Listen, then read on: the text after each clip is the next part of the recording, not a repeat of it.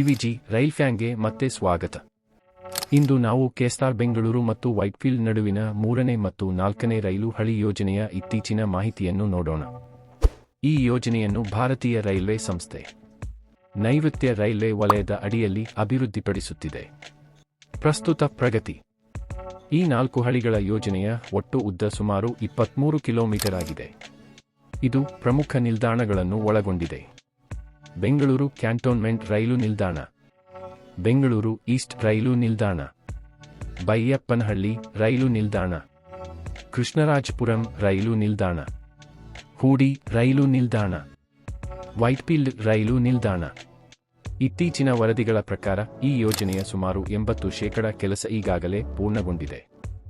ಈ ಯೋಜನೆಯಡಿಯಲ್ಲಿ ನಡೆಯುತ್ತಿರುವ ಪ್ರಮುಖ ಕೆಲಸಗಳು: ಹೊಸ ರೈಲು ಹಳಿ ನಿರ್ಮಾಣ, ಸೇತುವೆಗಳ ನಿರ್ಮಾಣ, ನಿಲ್ದಾಣ ಯಾರ್ಡ್ ಬದಲಾವಣೆಗಳು, ಆಧುನಿಕ ಸೂಚನಾ ವ್ಯವಸ್ಥೆ.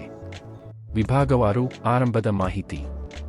ರೈಲ್ವೆ ಅಧಿಕಾರಿಗಳ ಪ್ರಕಾರ ಬೈಯಪ್ಪನಹಳ್ಳಿಯಿಂದ ವೈಟ್ಫೀಲ್ಡ್ ವಿಭಾಗ 2026ರಲ್ಲಿ ಪೂರ್ಣಗೊಳ್ಳುವ ನಿರೀಕ್ಷೆಯಿದೆ.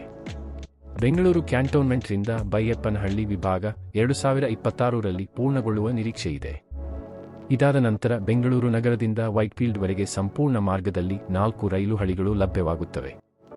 ಈ ಯೋಜನೆಯ ಮಹತ್ವ: ಈ ರೈಲು ಮಾರ್ಗವು ಬೆಂಗಳೂರಿನ ಅತ್ಯಂತ ಗಿಜಿಗುಡಿದ ರೈಲು ಮಾರ್ಗಗಳಲ್ಲಿ ಒಂದಾಗಿದೆ. ಈಗಾಗಲೇ ಪ್ರತಿದಿನ 100ಕ್ಕೂ ಹೆಚ್ಚು ಪ್ರಯಾಣಿಕ ಹಾಗೂ ಉಪನಗರ ರೈಲುಗಳು ಈ ಮಾರ್ಗವನ್ನು ಬಳಸುತ್ತಿವೆ.